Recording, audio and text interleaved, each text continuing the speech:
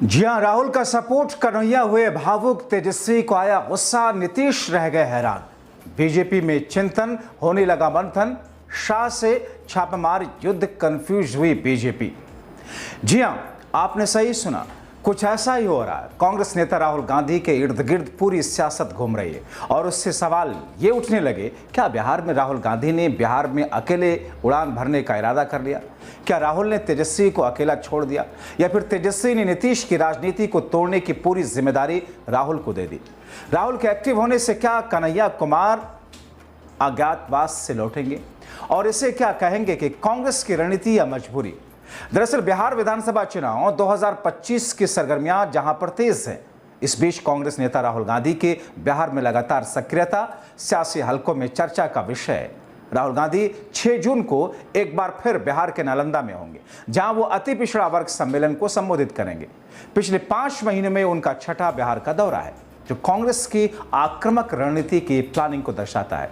लेकिन इस बार सवाल यह है कि क्या राहुल गांधी की अकेली उड़ान महागठबंधन के सहयोगी राष्ट्रीय जनता दल के नेता तेजस्वी यादव से दूरी की वजह से है या यह कांग्रेस की स्वतंत्र पहचान बनाने की रणनीति का हिस्सा?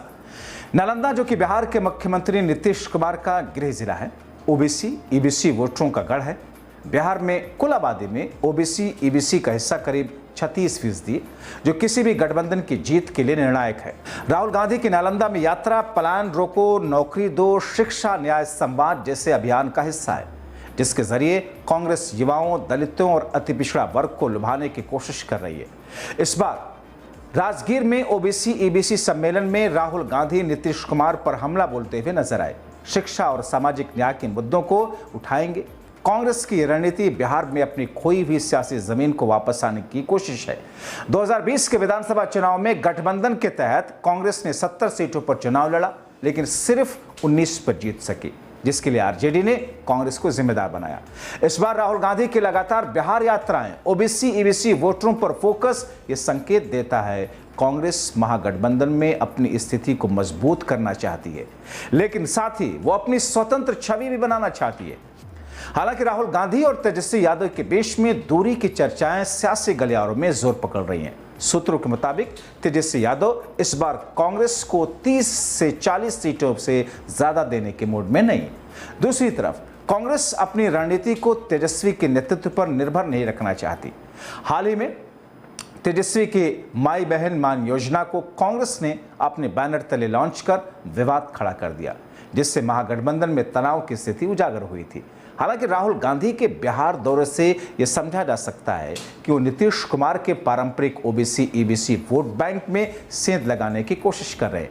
लेकिन इस रणनीति से महागठबंधन के भीतर खींचतान बढ़ सकती है, क्योंकि तेजस्वी यादव भी ताड़ी व्यवसाय को उद्योग का दर्जा देकर इसी वोट बैंक को साधने की कोशिश में है। सियासी विश्लेषकों का मानना है कि राहुल गांधी की ये अकेली उड़ान कांग्रेस को बिहार में नई पहचान दे सकती है, लेकिन ये गठबंधन की एकता के लिए जोखिम भरी हो सकती है। 2020 में एआईएमआईएम के कारण मुस्लिम वोटों का बंटवारा हुआ, जिससे आरजेडी को नुकसान हुआ। इस बार अगर कांग्रेस और आरजेडी के बीच समन्वय की कमी रही तो इसका फायदा एनडीए को मिलेगा। राहुल गांधी की नालंदा यात्रा और ओबीसी ईबीसी वोटरों पर फोकस ये भी दर्शाता है कि कांग्रेस अब सिर्फ आरजेडी के पारंपरिक मुस्लिम यादव वोट बैंक पर निर्भर नहीं रहना चाहती।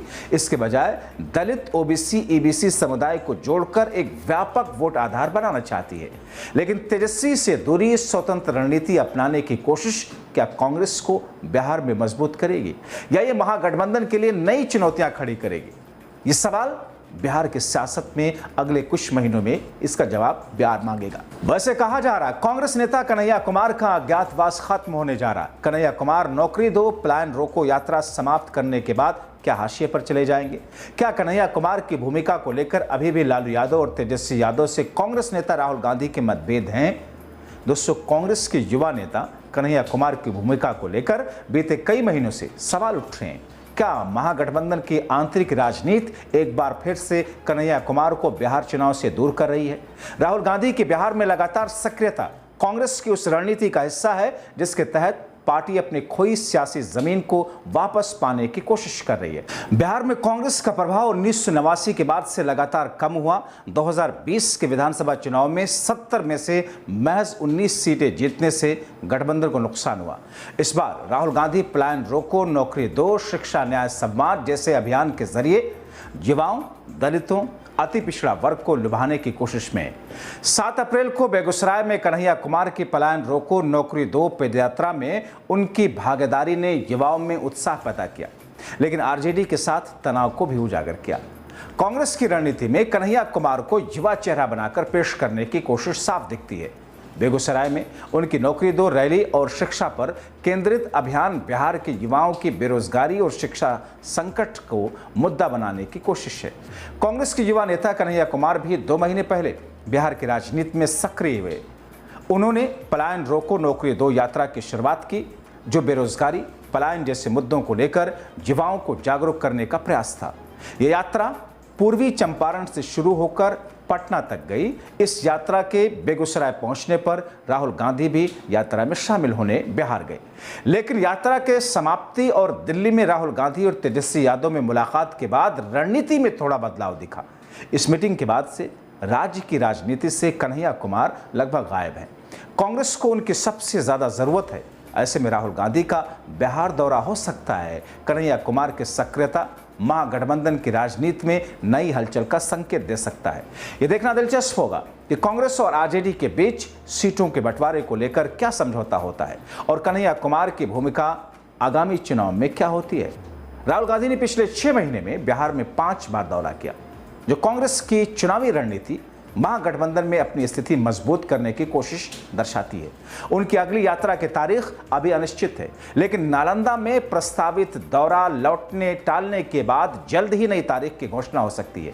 उनके दौरे मुख्य रूप से पटना, दरभंगा, बेगूसराय, गया, नालंदा जैसे क्षेत्रों पर केंद्रित रहे, जहां कांग्रेस दलित, ओबीसी, ईबीसी और युवा मतदाताओं को लक्षित कर रही है।